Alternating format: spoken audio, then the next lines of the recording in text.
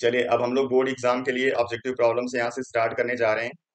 अब यहाँ पे हम लोग इसका फुल सिलेबस यूज करने वाले हैं और हर वीडियो में 10 ऑब्जेक्टिव प्रॉब्लम्स डिस्कस करेंगे। और इस प्रॉब्लम के बीच में आपको एक प्रॉब्लम दिया जाएगा जिसका आंसर आपको खुद से लिखना है। तो कमेंट सेक्शन में जाके उसका आंसर आप खुद से दोगे। वो प्रॉब्लम कौन सा होगा वो आपको बीच में कहीं पे भी मिल सकता है। तो चलिए क्वेश्चन नंबर 1। तो फर्स्ट प्रॉब्लम में कह रहा है number of cranial nerve found in human body. तो ह्यूमन बॉडी के अंदर कुल 12 पेयर ऑफ क्रेनियल नर्व पाए जाते हैं। इसका आंसर होगा बी। तो ह्यूमन बॉडी में जो 12 पेयर क्रेनियल नर्व पाए जाते हैं उन सबका अलग अलग फंक्शन है। तो कौन सा क्रेनियल नर्व कौन सा काम करता है ये सब प्री डिफाइंड है और उसी के अकॉर्डिंग हमारी बॉडी वर्क करती है। चलिए question number 2। If the current through a resistor is increased by 100%, the percent increase in power will be. यहाँ पे कह रहा है कि करंट को आपने 100% इंक्रीज किया है तो पावर कितना परसेंट बढ़ेगा। तो चलिए पहले इसका एक रिलेशन देख लेते हैं हम लोग।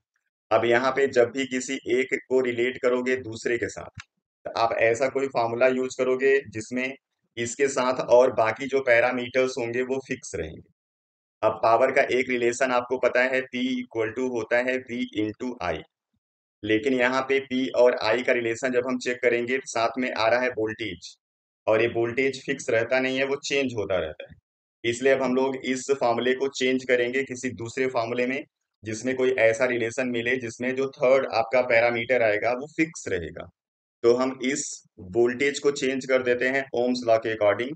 तो V equal to I R होता है तो यहाँ पे हम लिख देंगे आई आर। आपका हो जाएगा ये formula I square R equal to P. अब इसी रिलेशन को हम लोग यूज करेंगे। अब आप जानते हो कि आप रजिस्टर जब सेम रखोगे तो उसका रेजिस्टेंस फिक्स रहेगा। अब इसी का दो अलग अलग कंडीशन हम लगा लेते हैं। अब दो अलग अलग पावर के लिए अगर P1 और P2 का रेशियो लिखें तो आप करंट का रेशियो लिखोगे I1 का स्क्वायर और I2 का स्क्वायर। अब यहाँ पे अगर हम करंट को डबल कर दें क्योंकि यहाँ पे 100% इंक्रीज करने का मतलब हो गया कि हम उसको डबल कर रहे हैं।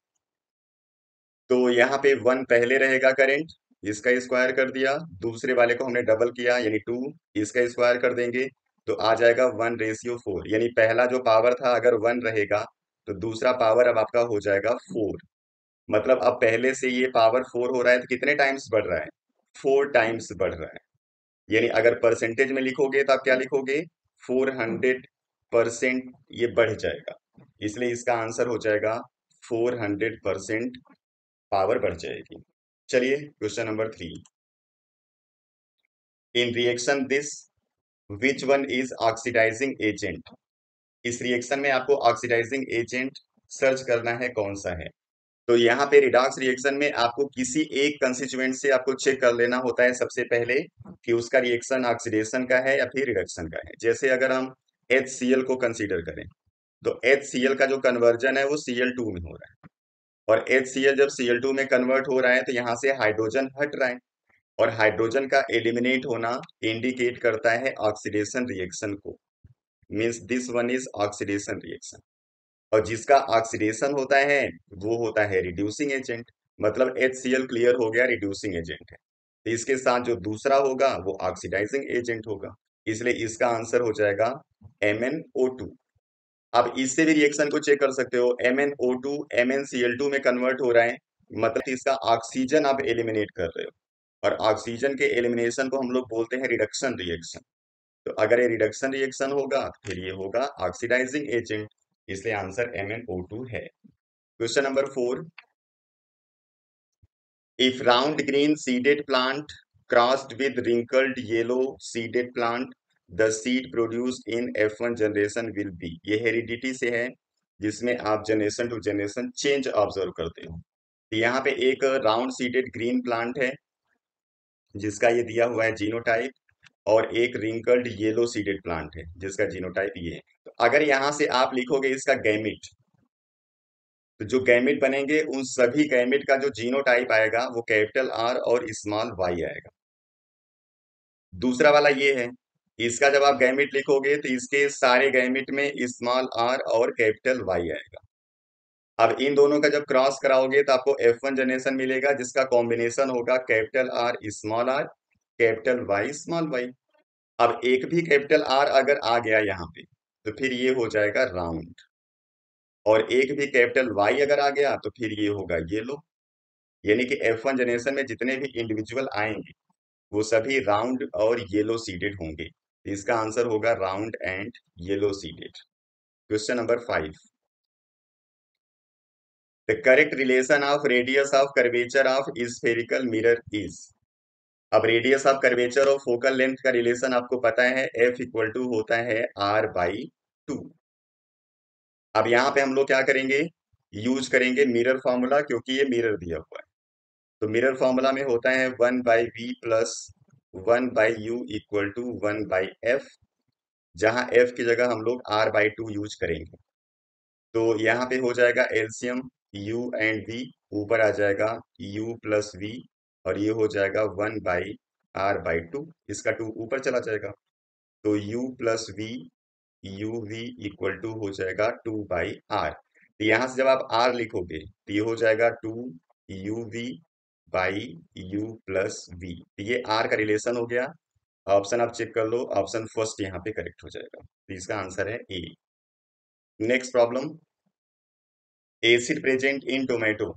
टोमेटो के अंदर जो एसिड प्रेजेंट होता है वो होता है ऑक्सैलिक एसिड। ये आपको याद रखने की चीज है। Question number 7। अब क्वेश्चन नंबर जो 7 है ये आपका टास्क है। इसका आंसर आपको बताना है कि क्या होगा। कमेंट सेक्शन में जाके इसका आंसर आपको लिख देना है। प्रॉब्लम यहाँ पे पूछा हुआ है कि फोटोसिंथेसिस में फर्स्ट स्टेप क्या होगा इन चार में। आपको पता है फोटोसिंथेसिस 3 स्टेप का एक प्रोसेस है, जिसमें फर्स्ट स्टेप में क्या होता है, इन चार में से आपको सर्च करना है। तो चलिए इसका आंसर आप कमेंट सेक्शन में दे देना। Question number 8, change in size of eye ball leads to. अगर आई बॉल के अंदर चेंजेस आते हैं तो उससे क्या होता है। आप जानते हो कि जब मायोपिया किसी पर्सन को होता है तो उस कंडीशन में जो आई बॉल है उसकी साइज इनलार्ज हो जाती है। और हाइपरमेट्रोपिया में क्या होता है, जो आई बॉल है उसकी साइज छोटी हो जाती है। प्रेस बायोपिया में साइज का रिलेशन नहीं है, वहां पे जो सीलियरी मसल्स है वो प्रॉपर वर्क नहीं करता, मतलब उसकी वीकनिंग हो जाती है। तो यहाँ पे जो ऑप्शन डी है, बोथ ए एंड बी, वो करेक्ट हो जाएगा। दोनों में साइज का चेंज ऑब्जर्व होता है। Question number 9, hardness of water is caused bye. तो अगर कहीं पे कोई हार्ड वाटर होगा तो जो हार्डनेस ऑफ वाटर है वो केवल दो मेटल की वजह से होता है। एक उसमें है कैल्शियम और एक है मैग्नीशियम। और इनके भी केवल दो सॉल्ट प्रेजेंट होंगे तभी वाटर को हार्ड वाटर बोलते हैं। उसमें एक सॉल्ट होना चाहिए क्लोराइड का और एक सॉल्ट होना चाहिए सल्फेट का। मतलब अब आपके पास कंपाउंड हो गए कुल चार, कैल्शियम का क्लोराइड, कैल्शियम का सल्फेट, मैग्नीशियम का क्लोराइड और मैग्नीशियम का सल्फेट। इसमें से कोई भी अगर किसी वाटर के अंदर प्रेजेंट है तो वो वाटर हार्ड होगा, अदरवाइज वाटर सॉफ्ट होता है। तो यहाँ पे इन चार ऑप्शन में आपको कैल्शियम क्लोराइड फर्स्ट ऑप्शन में दिख रहा है, और कैल्शियम क्लोराइड आपके वाटर को हार्ड बनाता है, इसलिए ऑप्शन इसका ए करेक्ट हो जाएगा। Question number 10, part of neuron where information is acquired. किसी न्यूरॉन के अंदर जो इंफॉर्मेशन होता है वो किस पार्ट से एंटर करता है। तो हमेशा आप जानते रहना कि जो न्यूरॉन के ऊपर डेंड्राइट होता है, इसी डेंड्राइट से ही इंफॉर्मेशन एंटर करता है, और नर्व एंड से ये हो जाता है बाहर। इसलिए इसका आंसर आपको लिखना होगा डेंड्राइट्स। तो इसका ऑप्शन हो जाएगा correct B. Question number next, maximum resistance which can be made by using 5 resistors, each of resistance 1/5 ohm. अब यहाँ पे आपको जो रेजिस्टेंस बताना है वो कौन सा बताना है, मैक्सिमम। और मैक्सिमम रेजिस्टेंस के लिए आप इनका कॉम्बिनेशन कौन सा यूज करोगे, सीरीज कॉम्बिनेशन। इसलिए इनको आपको लगाना है सीरीज में। और सीरीज कॉम्बिनेशन में आप ओवरऑल रेजिस्टेंस कैसे निकालते हो, R equivalent equal to R1 plus R2 plus R3 and so on. यानी सारे रजिस्टर को आपको यहाँ पे ऐड कर देना है। तो 1/5 1/5 1/5 आपको ऐड करना है 5 टाइम्स।